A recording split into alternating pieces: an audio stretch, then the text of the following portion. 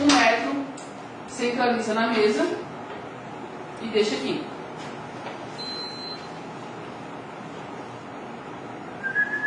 Continua sendo o mesmo chassi.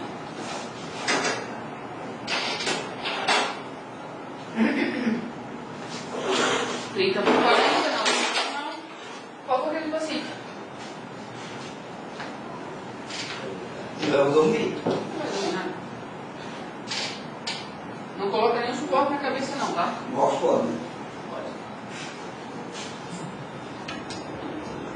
O que a gente fez lá? A gente localizou a proeminente e colocou o quê? A borda do chassi. Ó, 2 centímetros. Ele localizou a proeminente e colocou a borda 2, 3 centímetros acima da proeminente. Então é o que a gente faz aqui também. Aí eu não centralizei a linha vermelha no centro do chassi? Ó.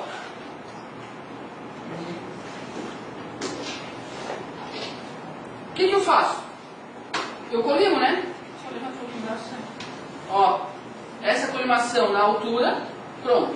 Relaxa. E faço a colimação da largura do pescoço. Eu prefiro, se a condição do paciente permitir, tá? Flexiona aqui e assim. Aí tem que deixar o pé flexionado. Que aí tu apoia melhor a coluna. Se a condição do paciente permitir, tá? AP. Relaxa, relaxa, a gente pode explicar. O perfil. Troca o chassi, coloca outro. Vira de lado. E bate assim aqui. Mais de ladinho. Isso. Vai ser bom pra você.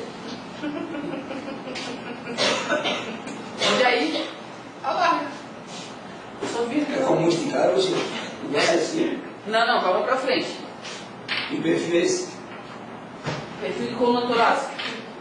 Aí também, o ideal, tá? Nem todo. Eu posso dizer pra vocês assim que mais de 90% não faz isso. Coloca um suporte aqui, ó. Que é pra coluna ficar retinha. E fica, né? Assim. A ideia é que ela fique. Se eu deixar assim, ó, a ideia é que vá intocável. Beleza? Aí eu vou deixar em julgamento. Vocês podem fazer deitado ou fazer em pé.